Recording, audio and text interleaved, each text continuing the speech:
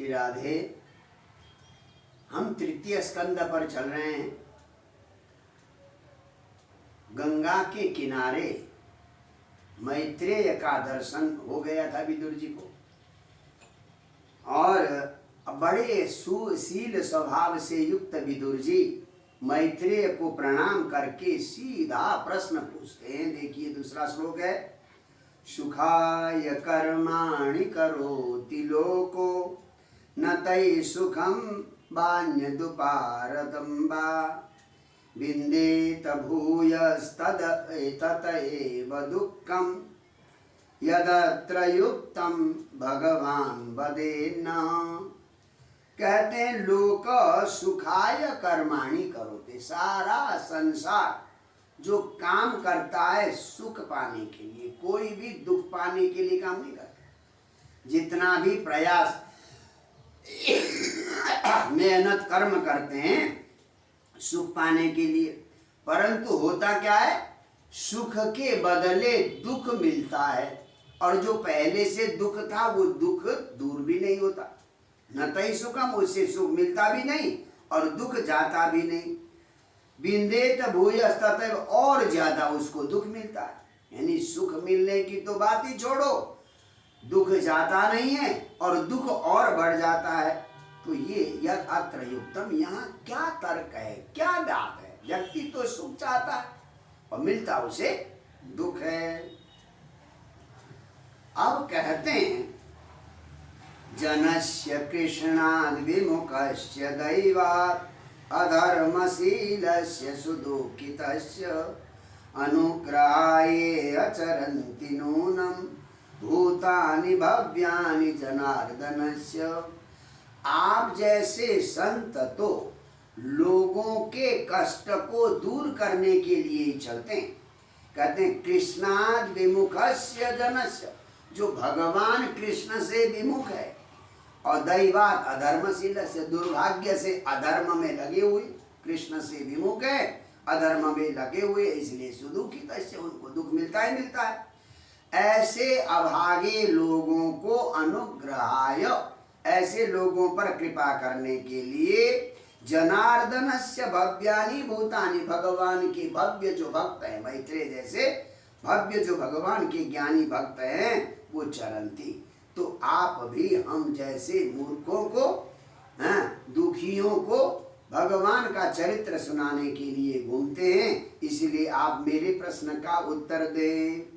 इस प्रकार से कि दुनिया तो सुख के लिए कर्म करती है और मिलता उसे दुख है। कारण क्या है, ये जानना चाहा। किसने जानना चाहा? विदुर जी ने। किससे? मैत्रेय से। अच्छा, अब यहाँ कहते हैं और इसके साथ मुझे सारे ग्रंथ, सारे शास्त्र तो मैं सुन नहीं पाऊंगा, अवस्था भी हो गई। तो 15वां श्लोक देखिए, क्या बढ़िया पूछा है विदुर जी ने। तदस्य कौशारव सर्मदातु हरे कथामेव कथा सुसारम उद्धृत्य पुष्पेभ्य इवार्तबंधो शिवाय न कीर्तय तीर्थ कीर्ते। हे कौशारव, हे कुशारवी मुनि के पुत्र, हे विदुर जी, कि इस संसार में हरे कथामेव कथा सुसारम, भगवान की कथा ही सारी कथाओं का सार है। सारी कथाओं का सार क्या है? हरे कथामेव, हरि की कथा ही है। तो आप हरि की कथा भी इतनी लंबी कथा नहीं कर पाएंगे। तो कहते हैं जैसे पुष्पेभ्य सारम उद्धृत्य, जैसे भौरा आदि पुष्प से सार सार तत्व को, पराग को लेता है, तो पुष्पेभ्य सारम उद्धृत्य, जैसे पुष्प से सार लेता है भौरा, उसी प्रकार से उन भगवान की कथाओं का सार इकट्ठा करके आप तीर्थ कीर्ते, तीर्थ कीर्ति, भगवान की कथा का सार न कीर्तय, हमें बताएं भगवान की कथा का सार क्या है, सार तत्व आप हमें बताएं। इस प्रकार से निवेदन किया। किसने? विदुर जी ने मैत्रेय जी से निवेदन किया। तो मैत्रेय बड़े प्रसन्न हो गए, कहते हैं भाई आप तो स्वयं वेद व्यास के पुत्र हैं और वस्तुतः आप जो है कौन है, साक्षात धर्मराज है। देखिए प्रश्न करने वाले विदुर जी वस्तुतः कौन है, धर्मराज है। वो कहते हैं 20वें श्लोक में मैत्रेय मांडव्य शापाद भगवान प्रजा संयमनोयम भ्रातु क्षेत्रे भुजिष्यायाम जातः सत्यवती सुता। आप वस्तुतः मांडव्य शापाद, मांडव्य ऋषि के शाप से, मांडव्य ऋषि की कहानी पहले आपको बताई मैंने। तो उनको वो चोरों ने जो है फंसा दिया था, चोरों के साथ उनको भी सूली में चढ़ा दिया था। चोर मर गए, वो ऋषि मांडव्य ऋषि नहीं मरे। फिर राजा ने पश्चाताप किया, उनको मुक्ति दी। वो सीधे गए यमराज के पास, यमराज से पूछा कि भाई मुझे सूली पर क्यों चढ़ाया था। क्योंकि आपने बचपन में जो है एक अपराध किया था, एक कीड़े को जो है कांटे में फेंक दिया था। कहते बचपन का दोष पाप पाप नहीं होता। तो तब जाकर मांडव्य ऋषि ने धर्मराज को शाप दिया था कि तू जो है 100 वर्ष तक शूद्र कुल में पैदा होगा।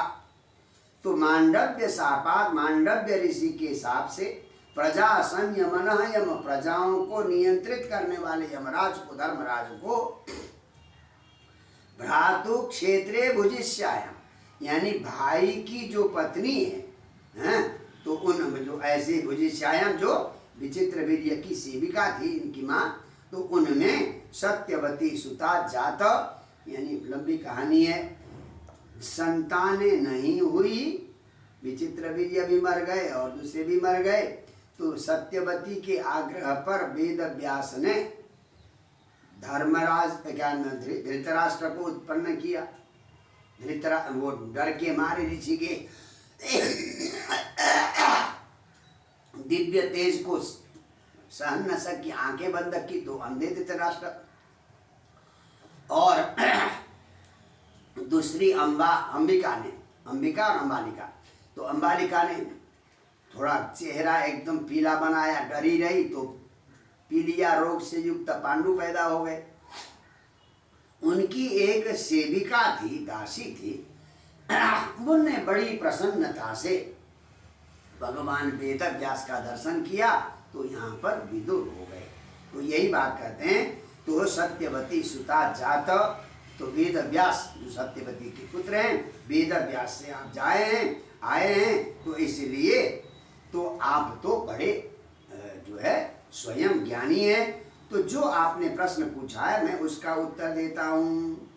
अब यहाँ पर प्रश्न का उत्तर देने से पहले मैत्रेय जी सृष्टि की चर्चा करते हैं। प्रायः हर प्रश्न में सृष्टि की चर्चा तो भागवत में है ही। यहाँ देखिए, भगवान एक आसेदम अग्र आत्मात्मनां विभो आत्मेच्छानुगता बात्मा नानामत्युपलक्षण।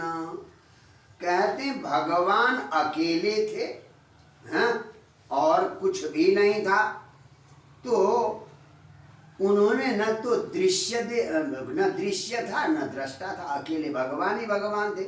तो उन्होंने सोचा कि भाई मैं अकेला हूँ, तो चलो माया के सहारे सृजन करता हूँ। हाँ, तो यया इदम निर्मवे, अपनी माया के द्वारा इस संसार का निर्माण किया। कैसे किया? कालवृत्त्या तु मायायां गुणमय्या मदोक्षज पुरुषेणात्मभूतेन वीर्यमादत्त वीर्यवान। तो मायायाम, माया में कैसी है माया? गुणमय्या, यानी माया का अर्थ है सत्व रज तमो गुण से निर्मित है माया। ऐसे गुणमयी माया में अधोक्षज माने चेतन स्वरूप परमात्मा ने समय के अनुसार वीर्यम आदत्त, अपना चेतन तत्व स्थापित किया। माया जड़ तत्व है, अब जड़ तत्व में चेतन तत्व को स्थापित किया। तो जब माया में चेतन तत्व का स्थापन हुआ, तब जाकर महतत्व हुआ, महत तत्व से अहंकार तत्व निकला, अहंकार से फिर सारी सृष्टि पहले मैं आपको बताया हूं। अब यहाँ कहते हैं अहंकार में जो तामस अहंकार है, उस तामस अहंकार से सबसे पहले क्या उत्पन्न हुआ? आकाश तत्व पैदा हुआ। कैसे? काल मायांश योगेन भगवद दीक्षितम नभ। काल और माया के योग से जब भगवान ने देखा तो नभ आकाश तत्व पैदा हो गया। आकाश तत्व की विशेषता क्या है? शब्द गुणकम आकाशम, यानी आकाश में शब्द ब्रह्म है। शब्द को शास्त्रों में ब्रह्म कहा है, तो आकाश भी व्यापक है और शब्द भी ब्रह्म है, तो शब्द गुणक आकाश पैदा हो गया। अच्छा साहब, अब नभस अनुसृतम, अब आकाश से युक्त किसको पैदा किया? अनिलम, वायु पैदा की। अब देखिए, वायु में शब्द भी है और स्पर्श भी है। आकाश में तो केवल और केवल शब्द है, और वायु में क्या है? शब्द भी है, स्पर्श भी है। अच्छा, और वायु से तेज तत्व निकला, और तेज तत्व में क्या है? शब्द भी है, स्पर्श भी है, और उसके साथ रूप भी है। हाँ? तो जितने जितने सृजन होते जाएंगे उनके गुण बढ़ते जाएंगे। यानी तेज तत्व में, तेज तत्व है क्या? रूप। हाँ, तो रूप है तेज का, और वायु का स्पर्श भी तेज में आ गया, और आकाश का शब्द भी आ गया। अच्छा, और जब रस तत्व पैदा हो गया, तो रस तत्व में क्या है?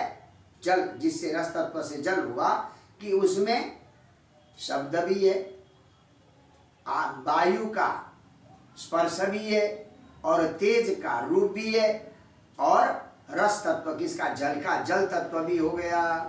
और अंत में जो पृथ्वी तत्व उत्पन्न हुआ, पृथ्वी तत्व में पांचों तन्मात्राएं, शब्द तन्मात्रा भी है, और स्पर्श तन्मात्रा जो वायु का वो भी है पृथ्वी में, और रूप तन्मात्रा वो भी पृथ्वी में है, रस तन्मात्रा पानी का वो भी पृथ्वी में, और पृथ्वी का तत्व है गंध तन्मात्रा। तो गंध की अधिकता होती है, और चारों की चारों तन्मात्राएं भी होती है। तो इस प्रकार से पंच तन्मात्राओं के साथ पंच महाभूतों का सृजन हो गया। अच्छा, अब ये सारे के सारे कलाएं इकट्ठे हो गई, और वो भगवान आपस में सृष्टि करने में असमर्थ हो गए, तो भगवान की स्तुति करते हैं। सारे तत्व वही 24 तत्व जैसे पहले था। हाँ, तो अंत में फिर भगवान की जब स्तुति करते हैं तो भगवान दोबारा उसमें प्रवेश करते हैं, तब जाकर सृष्टि आगे बढ़ती है।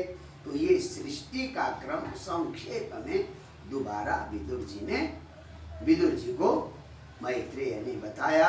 तो आज ये 5वां अध्याय इतना ही संपन्न होता है। जय जय श्री राधे।